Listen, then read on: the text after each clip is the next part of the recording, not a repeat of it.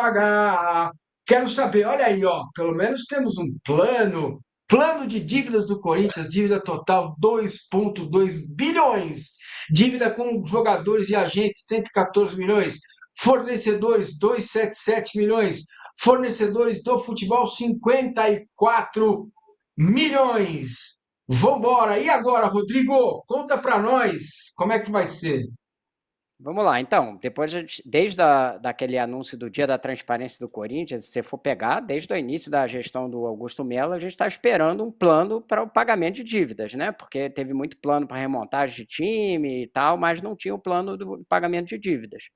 Porque estava, enfim, todas aquelas questões que a gente já discutiu aqui, do Fred, o CEO já poder sair porque as coisas não andavam, o conselho barrava, tinha gente no conselho que era a favor, tinha gente que era contra, mas o Corinthians anunciou essa semana duas coisas. Uma entrada no RCE, que é o Regime Centralizado de Execuções, que vale para a Justiça Comum e para a Justiça Trabalhista, né? Que já foi usado por vários clubes, clubes do Rio principalmente, começou isso com outro mecanismo chamado no Rio, mas já usaram Flamengo, Vasco, Botafogo, Fluminense, todos já usaram o RCE, alguns ainda usam, né? Botafogo, Fluminense e Vasco, os três ainda estão no RCE. Que é como funciona? Você aglutina, pega todas as dívidas que estão ali, processos trabalhistas ou cíveis, coloca tudo junto e cria um parcelamento que o time destina um percentual, que em geral vai até 20% da receita, é o que está previsto na lei, né? Para você começar a ir pagando esses credores aos poucos. E aí qual é a vantagem para o clube? Ele para de ter penhora. Hoje eu já ouvi algumas estimativas sobre o dinheiro que está penhorado do Corinthians, eu vi até que tinha 50 milhões penhorados. Não tenho certeza desse número, eu sei que tem um valor considerável do Corinthians penhorado, porque, enfim, os credores vão aproveitando receitas ali e baixando penhoras nesse sentido. Então o clube se livraria dessas penhoras e criaria ali um fluxo. Ó, eu estou usando aqui 20%, 15% sempre da minha receita, e eu não estou sofrendo penhora. O dinheiro que entra, eu sei quanto eu posso gastar e eu sei quanto que eu pago de dívida todo mês. Essa que é a grande vantagem. Agora, o credor não precisa concordar desde que o valor seja integral da dívida dele. Se for para reduzir a dívida, aí ele tem que dar um aval. E tem 6 anos para pagar, mas que pode ser estendido por mais 4 anos se o clube provar que pagou pelo menos 60% até os 6 anos, né? E aí tem a grande questão. Entrou nesse acordo, tem que cumprir. Quem não cumpre, o juiz dá um mês ali, um mês e meio, se continua a dar calote ali, acaba o programa e voltam as penhoras todas. Então, se você entra nesse RCE, o Corinthians informou que já fez o pedido para o TJ de São Paulo, que indicou positivamente ali, aí tem que começar a estabelecer ali um fluxo para pagar a dívida todo mês. É essa a questão. Aí, quais são as outras dívidas ali do CNRD, o Tribunal da CBF, que é o que dá o famoso transferban, né?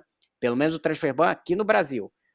O CNRD é só para dívidas com clubes, jogadores ou agentes aqui do Brasil. Ele não pode entrar ali sai fora desse RCE, porque não está na cobrança civil, e também estabelecer um tipo de parcelamento, o tribunal que determina qual prazo, não precisa do aval do credor, não tem desconto, só que tem uma questão. Se deixar de pagar, transferban. Passou ali 60 dias, não pagou uma parcela, e eu tenho um exemplo que é a Ponte Preta. A Ponte Preta fez um acordo via CNRD, tinha uma dívida de 10 milhões de reais. No primeiro parcelo, a Ponte Preta não pagou, alegou ali que teve um problema aumentou o valor foi maior, o prazo foi diferente e tal, já tomou um transferban. Então, e aí ela está discutindo que o valor era diferente e tal. Então, é uma coisa muito preto no branco. Então, a partir do momento que você adere, tem que começar a pagar constantemente o parcelamento. Todas essas informações aqui eu apurei com o Eduardo Carleso, que é um advogado, enfim, do meio esportivo e que atua para vários clubes, que deu um panorama geral de como funcionam os dois mecanismos. O que pode acontecer a partir do impeachment, né? Quer dizer, vamos ver. É quase certo já o seguinte: o Augusto Melo quer manter o Fred Luz, mas dificilmente vai manter Álvares e Marçal. dificilmente vai manter Álvares e Marçal. Se ele for mantido no cargo, né? Porque se para segunda-feira a votação do impeachment, e se houver 50% mais 1%, mais um voto no Conselho Deliberativo, o Augusto Mello é imediatamente afastado, o Osmar Stabile assume provisoriamente para convocar a Assembleia Geral, e se a Assembleia Geral votar a Constituição, o Augusto Mello sai do cargo. Eu diria que Álvares e Marçal já não está mais, mas ele quer manter o Fred Luz. Só que tem toda a questão de comunicação que existe entre diretoria do Augusto Mello e CEO. Então, vamos ver o que vai acontecer. Primeiro de tudo, tem que entender o que vai acontecer com o impeachment. O que eu penso é o seguinte sobre o impeachment. Se tem corrupção confirmada, não tem discussão. Afasta.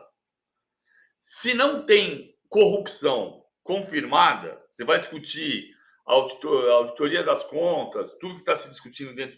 Tem razão para empichar? Até tem. Só que fica claro que tem uma pressão política, diferentemente da corrupção clara. Por exemplo, se o dinheiro da Razão Social Mídia, que foi depositado na conta da Edna, a laranja, lá no começo do ano, se você descobrir que esse dinheiro foi para o bolso do diretor de marketing, acabou. Não tem discussão se tem planejamento que vai atrasar, se vai atrapalhar a renegociação de dívida. Acabou. Neste caso, acabou. É que não é isso que está acontecendo neste momento. Tem uma área mais cinzenta sobre auditoria das contas, sobre crescimento da dívida, tudo isso que tem um aspecto político, isso está claro. Eu conversei com 2 conselheiros do Corinthians nessa semana, e os 2 que não são pró-Augusto, mas também não são pessoas que estão ali batalhando absurdamente pelo impeachment, eles consideram que o momento da votação não é o ideal. Por quê?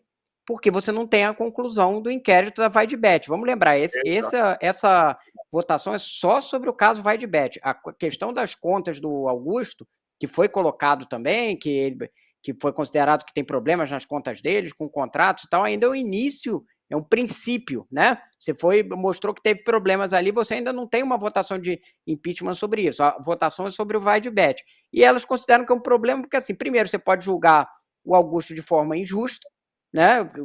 Porque ainda não tem todas as provas, e pode também inocentar ele de uma forma injusta, porque não tem todas. Depois podem aparecer as provas. Então, para um jeito ou para o outro, parece que o Tuma marcou, né? O Romeu Tuma, que é o Júnior, que é o presidente do conselho, marcou antes de você ter uma conclusão do que é o caso Vaidbet. Beleza. Meus amigos, a gente está chegando... Não, pode concluir, PVC, por favor. Não, o Romeu Tuma, o Rodrigo deu o cargo exato, presidente do Conselho Deliberativo. O Romeu Tuma também é o Arthur Lira do Parque São Jorge. Tá fazendo ali o dele, né? Bom, ficou para segunda-feira, então, a votação do impeachment, mas segunda-feira também tem a confraternização dos funcionários lá, existe uma preocupação com a segurança. Vamos aguardar os próximos acontecimentos. O programa foi espetacular mais uma vez, Rodrigo Matos. Muito obrigado, viu?